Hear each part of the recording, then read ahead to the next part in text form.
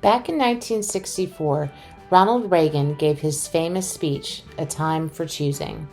He was speaking to the American people at the moment when the Cold War tensions were running high. At the heart of his message was a debate about the government's role in protecting freedom and security.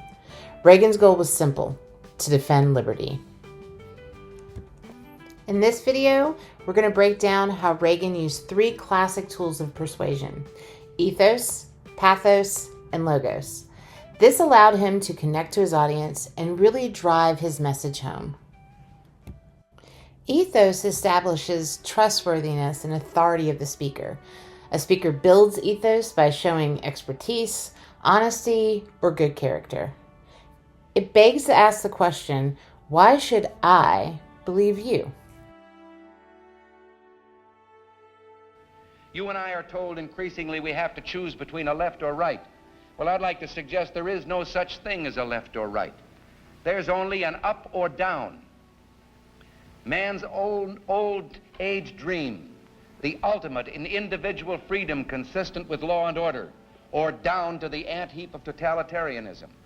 And regardless of their sincerity, their humanitarian motives, those who would trade our freedom for security have embarked on this downward course.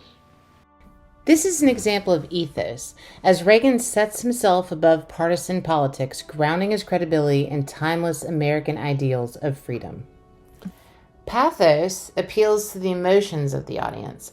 A speaker uses pathos to stir feelings like fear, hope, pride, or compassion to make the message more powerful, and hopefully answers the question, why should I care?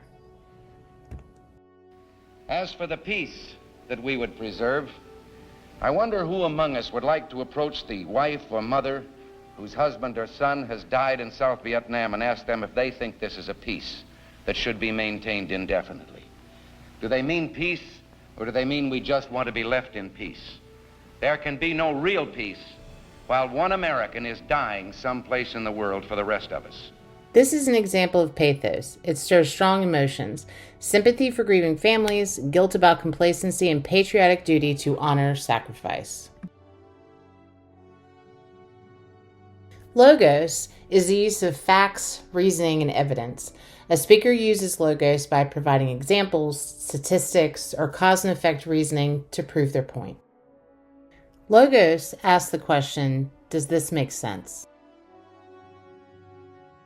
Peace and prosperity. The line has been used, we've never had it so good. But I have an uncomfortable feeling that this prosperity isn't something on which we can base our hopes for the future. No nation in history has ever survived a tax burden that reached a third of its national income. Today, 37 cents out of every dollar earned in this country is the tax collector's share. And yet our government continues to spend $17 million a day more than the government takes in. We haven't balanced our budget 28 out of the last 34 years. We've raised our debt limit 3 times in the last 12 months. And now our national debt is 1.5 times bigger than all the combined debts of all the nations of the world. This is an example of logos. Reagan argues logically that heavy taxation threatens national survival. Now we're going to look at syllogisms and enthymemes. A syllogism is a type of logical reasoning where a conclusion is drawn from two connected statements or premises, and they need to have a repeated term. Foreign aid from this country.